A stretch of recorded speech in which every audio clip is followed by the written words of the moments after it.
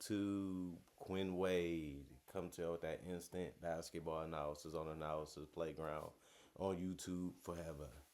And we're gonna talk about how them Celtics beat the Golden State Warriors 120-99. They held the Warriors under 100 points, but no Steph Curry again. The Warriors go to 33 and 36 and 14 and 21 on the road. The Celtics go to 46 and 23 and 24 and 10 at home. Of course, we are trying to go for a 50-win season, and it looks like we might just get that. Boston wins the season series 2-0. They beat them before this game, and they beat them this game too. They only face the Warriors twice per season, and it don't look like they're gonna meet each other in the finals. So this should be the last time they meet until next season. Boston won the first quarter 36 to 23, 27 to 27 in the second, 26 to 23rd. The Boston won the third quarter, and they also won the fourth quarter 31 to 26. Draymond Green had a double figure game for the Golden State Warriors. We'll talk about them first. He played 32 minutes, had 13 points. He went 5 of 12 from the field, 3 of 7 from three. He did have 5 rebounds, 5 assists, 4 turnovers, and a steal. 2 offensive rebounds, 1 personal foul was a minus 12 and plus minus. Good scoring from him, good ball movement from him, but he did turn the ball over a little bit too much and missed some easy ones in this one. But other than that, he had a good game on both ends of the court when it came to being at the right spots and understanding what he needed to do for the team. That's what you have to do as a leader. He's one of their very few leaders on the team that's still healthy. Santos tried to take a lot of good shots. He just wasn't making them either. He finished 5 of 12 from the field. He went 0 of 4 from three and 3 of 3 from the free throw line for 13 points.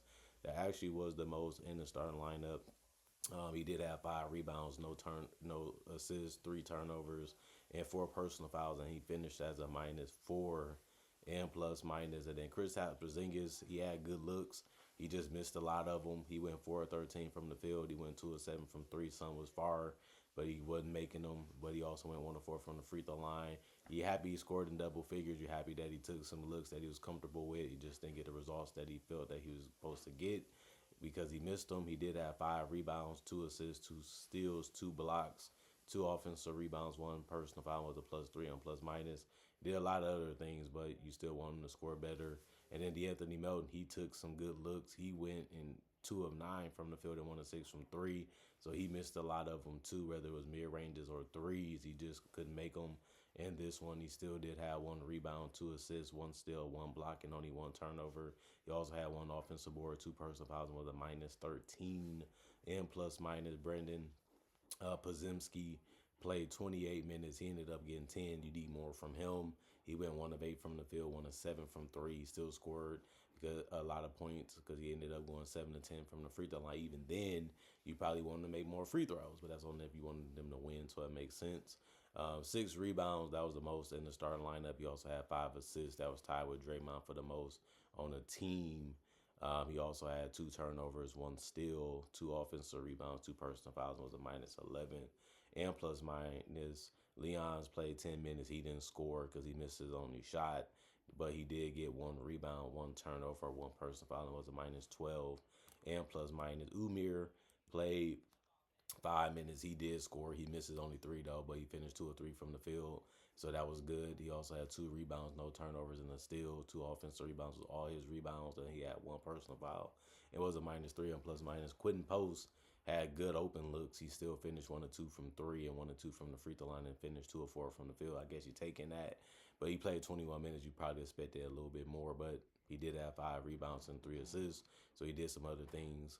He also had no turnovers and 2 personal fouls, was a minus 21 and plus minus. Gary Payton was getting good looks all night. He went 7 of 11 from the field for 14 points. That was a good game from him. He always picking good shots. He's always cutting. He's always driving. He's always hustling. So it always kind of works out for him. He did have 6 rebounds and 4 assists, no turnovers, 4 steals. 4 steals was the most on the team. He also had 5 offensive boards out of the 6, which is basically all of them. He also had 2 personal fouls, was a minus 17 and plus minus. Nate Williams, he played 5 minutes. He had 2 points because he went 2 or 2 from the free throw line. He did get an assist, no turnovers, no personal fouls, no 0 and plus minus. And then Pat Spencer gave him another good game, 20 minutes, 14 points. That was tied with Gary Payton for the most off the bench. He also shot to make same amount of shots, which was 11, but he went 5 of 11 and 2 of 3 from the 3-point line and 2 of 2 from the free throw line. He also had one rebound, two assists, but it came with three turnovers. He also had one steal, and he also had one personal foul and was a -8 and plus minus.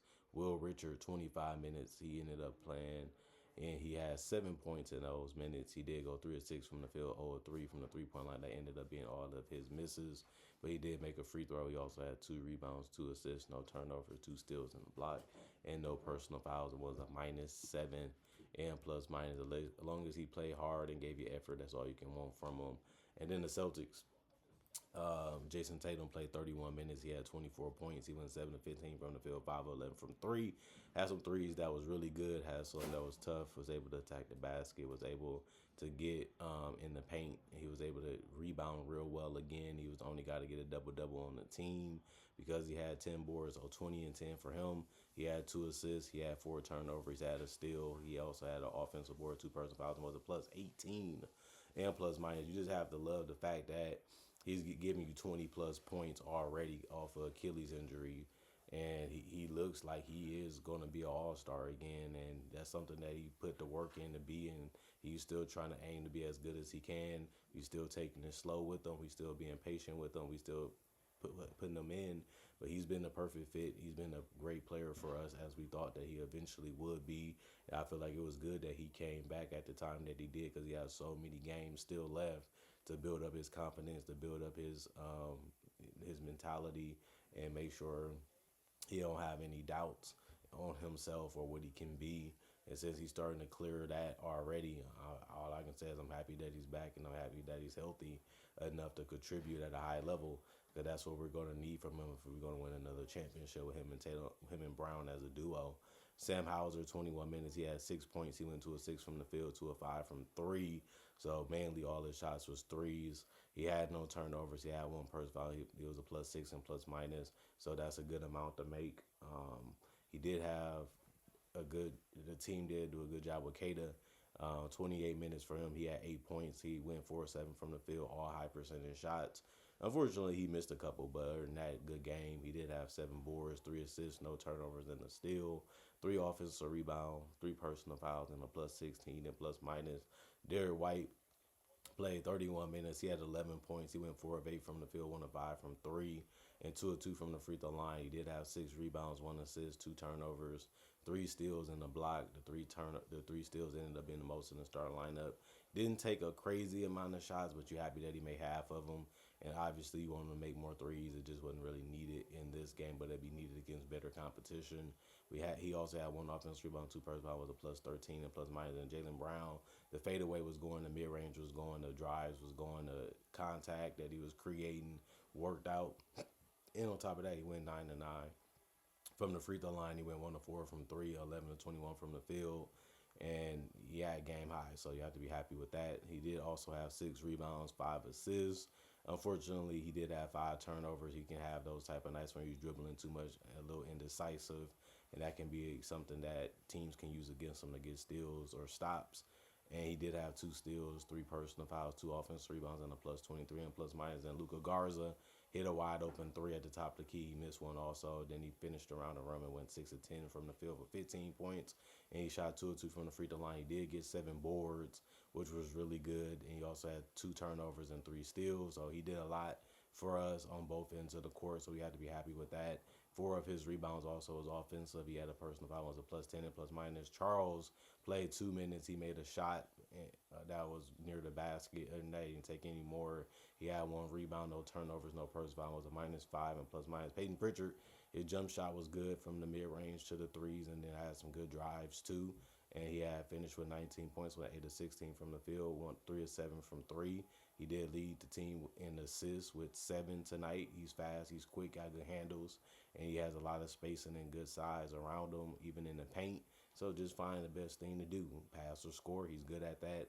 1 turnover, 1 steal, 2 personal fouls, and a +25 and plus minus. Ron Harper Jr., he missed the three and missed a shot at the rim, and he finished with no points. He also had 1 rebound, no turnovers, no personal fouls, and was a -8 and plus minus. Baylor Shireman, he mainly took threes, but he only went 1 of 3 from the 3 point line and finished 1 of 4 from the field with 3 points in 25 minutes. He also had 8 boards, which was really helpful. He also had 3 assists, 1 turnover, 1 steal, 3 offensive boards, 4 personal fouls, and was a +10 and plus minus. Then Max Shula played 2 minutes. He missed his only shot, which was a three. He still helped out with an assist, but he did also have two personal fouls and one turnover. So it was a game that like you played 2 minutes, but you had more negative than positive things happen in this one. He was a -5 and plus minus. And Julio Gonzalez played 10 minutes. He went 0-2 from the field. He did grab three boards, and he had no turnovers and no personal fouls, but he also had one offensive board out of the three and was a +2 and plus minus. Both teams shot about 90 shots. Warriors shot 90 exactly. And then the Celtics shot 93. They shot 47% from the field, while the Warriors shot 40. 39 3-pointers by the Celtics. They shot 36%. 43 for the Warriors. They shot 23%.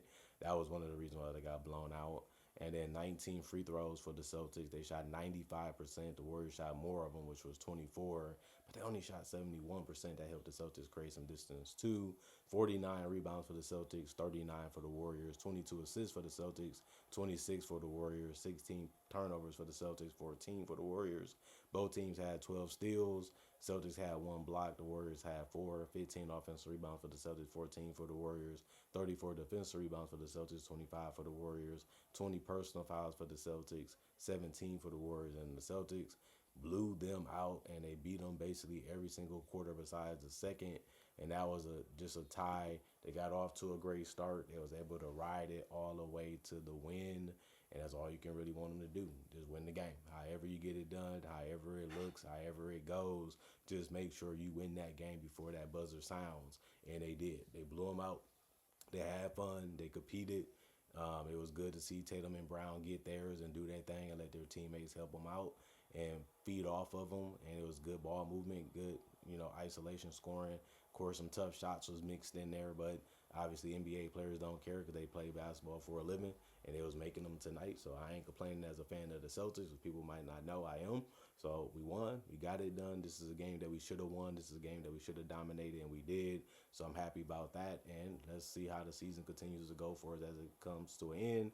And let's go for a win 50 plus. We want a 50 plus win season, but we got to win 50 games first. Got FOMO to go, so let's get that done. And other than that, the Warriors, they just been losing, and they can't get it right now. Steph is close to returning, but at this point, this is just a disastrous season already, losing Jimmy Butler and losing Steph for a long amount of time. And then you already lost your spot as a top, 7th, 8th seed in the West. Now you got to fight to get into the play-in, and it's going to be tougher now. And on top of that, it makes it a good chance that you might not make the playoffs at all. But without Jimmy Butler, most people said they ain't going to be a championship team because of that. The Warriors know that that could be a reality, so we'll see what they do in the offseason, how they finish out the season with their young players, still getting some time to get some game, some knowledge and some experience, and try to better their game and learn some things and try some things out on the basketball court that they normally wouldn't do if Steph was there or Jimmy was there. So you might as well just use that as a chance to try out players and see what you got. And I think they have been doing that, and they still have been fun. They still have been competitive. They just haven't been, good enough on both ends of the course to win basketball games. And some games they just couldn't close because they don't have nobody that can get their own shot sometimes. So they got to do a lot to be able to get a good quality look. And since they work so hard for it, and it can be a little bit predictable from time to time, it makes it tough for them to win basketball games. But other than that, comment, like, subscribe, share it, the notification bell to get the analysis when it first come out. Y'all stay blessed up. Y'all stay good. Peace. And I'll see y'all later today, hopefully with more analysis.